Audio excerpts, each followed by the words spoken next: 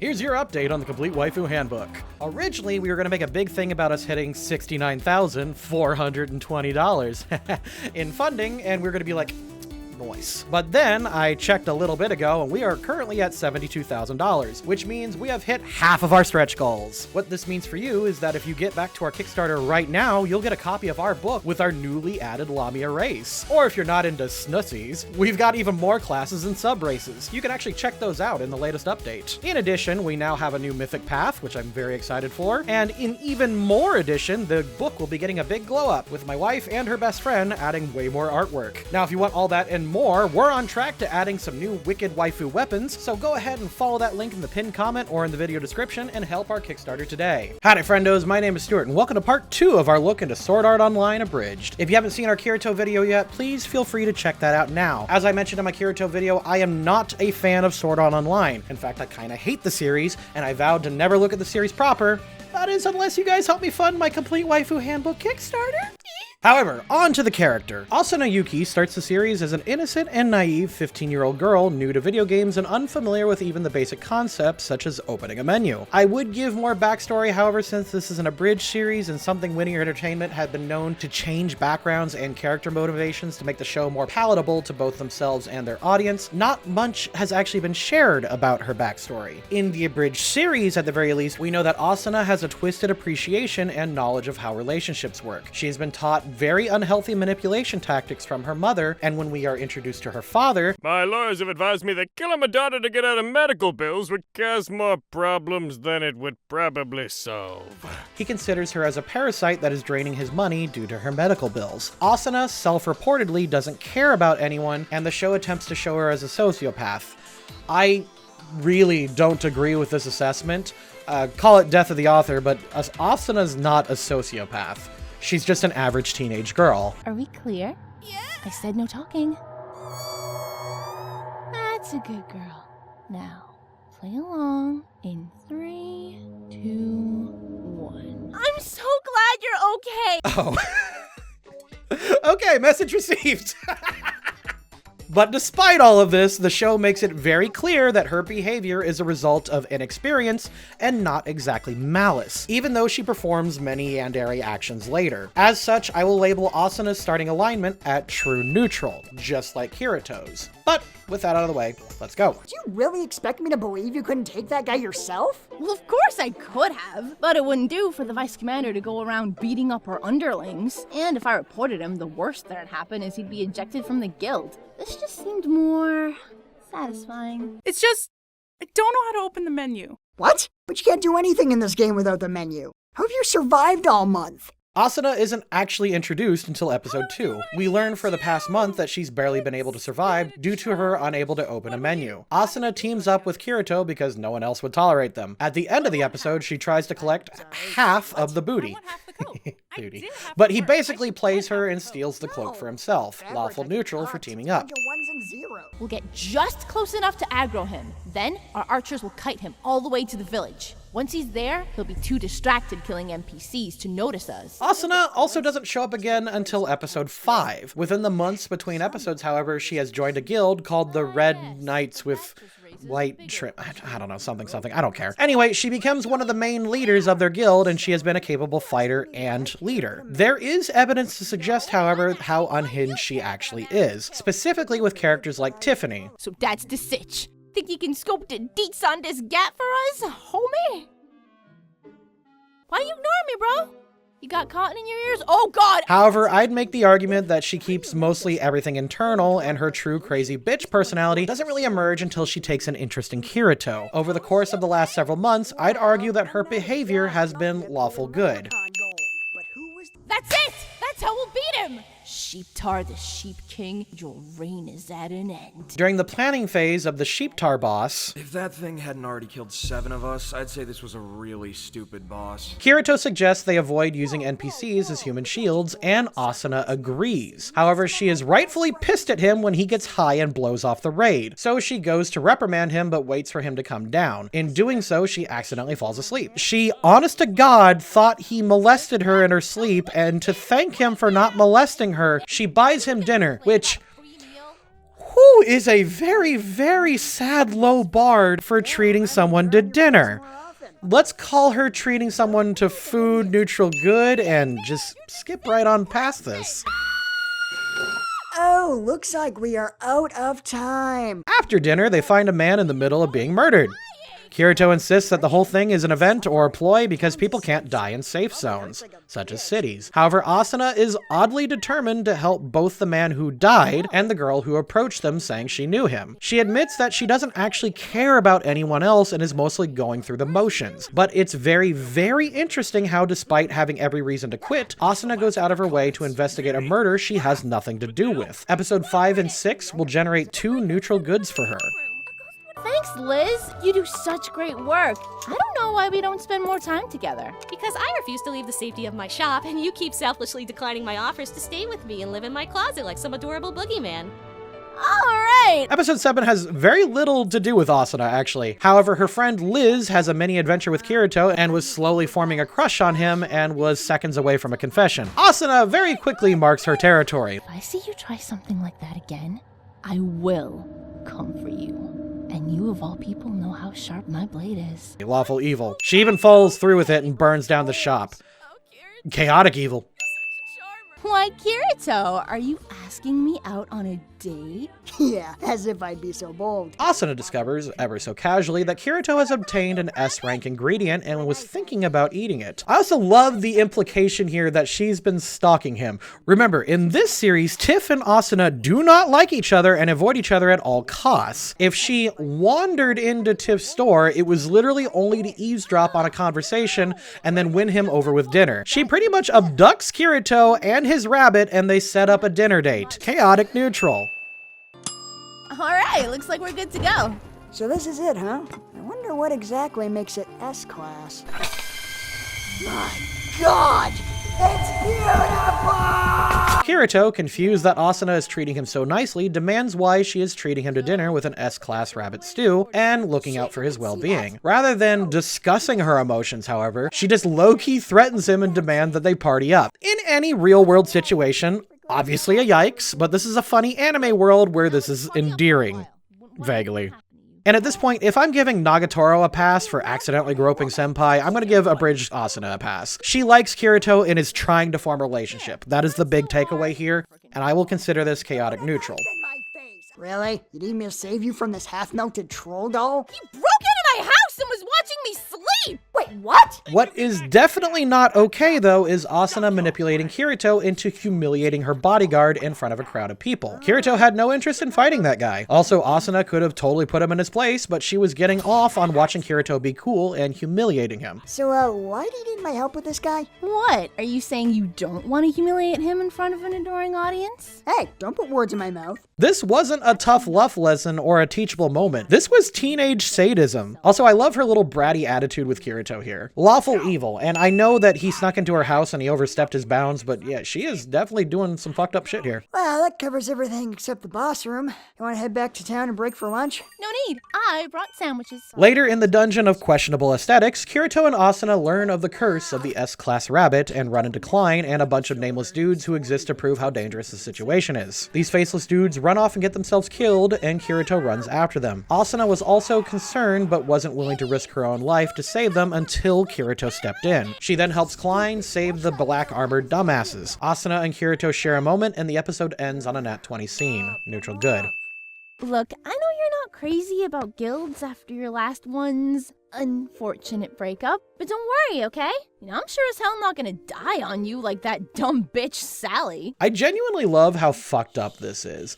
Asuna is extremely nasty and manipulative here, dismissing Sachi and making Kirito purposely upset by talking about the Midnight Black Cats. This is genuinely a great yandere type scene where she both manipulates and weirdly comforts him at the same time.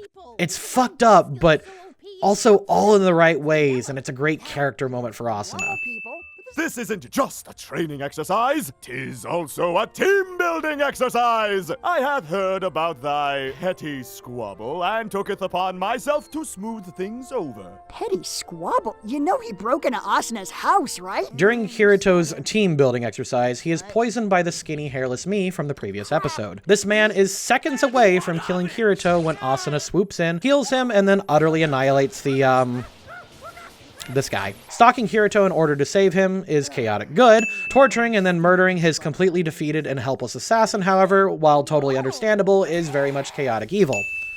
This is like the second time you've almost died this week. Never stop to think about how I feel? Maybe I want to almost die once in a while, huh? Make you cry. Oh, I'm such a girl. I know this isn't a complaint here or there, but like, does anyone else miss emotionally vulnerable female characters? Like, every fucking female lead right now is obnoxiously stoic and emotionless. I love how this Asuna, even though she is fixed as far as the fans are concerned, is still very much an emotional train wreck when her boyfriend is nearly killed. It's almost refreshing watching this again, even though it's only like, oh god, 7 years old? Either way, the two kiss, confess, have dinner, and then dessert. Good for them. Neutral good. That was amazing, Kirito. Well, at least one of us enjoyed ourselves. Excuse me? Sorry, I can't turn it off. I'm broken. Please fix me. Although Asuna doesn't appreciate her boyfriend calling out another woman's name during the first time. I don't exactly blame her. Yes, let's do it. You fool! You've doomed us all! Hey, she seems pretty happy about it. Maybe she knows something we don't. Bitch, why the fuck did you say yes? I don't know! After having sex, Kirito panics and suggests they get married, and since the couple barely share a handful of brain cells between the two of them, they agree. This marriage results in a surprise honeymoon that neither of them want to go on, but agree because they refuse to acknowledge that they've made a mistake. This is a very hilarious, chaotic neutral. I love you so much.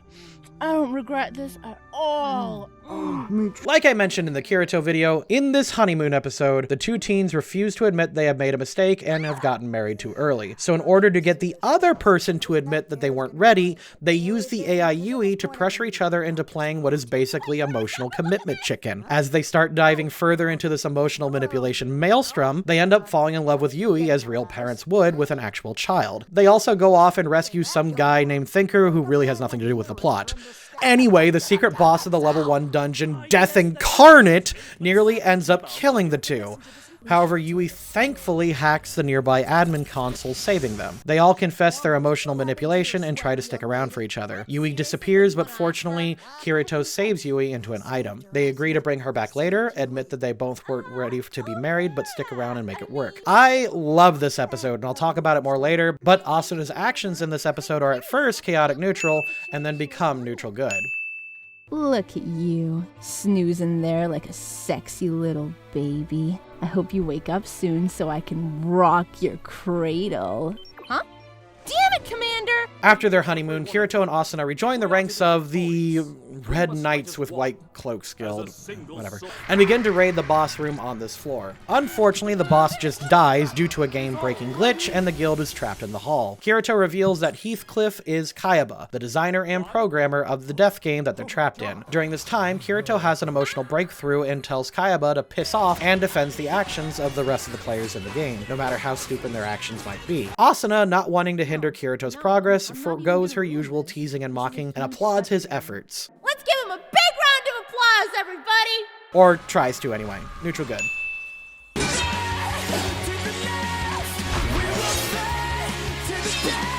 After a nat 20 fight, thanks to an amazing song, Kirito is seconds away from being killed by Heathcliff, but pulls the most anime trope of all and breaks through admin paralysis to save him. In her dying words, she taunts him in their usual love language. Cry your little bitch tears. Neutral good. I'm the god of this world. This was never going to end any other way. After Kirito dies, the two reunite. They share a hug and a kiss and watch the world crumble around them. This imagery is gorgeous, by the way. That is a fantastic fucking shot. Oh my god. SAO has some absolute bangers sometimes. Anyway, after Kayaba explains his plans that he had no intention of harming anyone and then pieces out, the two talk about what they want to do when they finally get to the real world. The scene ends with a nat 20 line from Asuna. No, I will not do butt stuff. Sorry I've never said it out loud before, but I love you, Asuna. I know.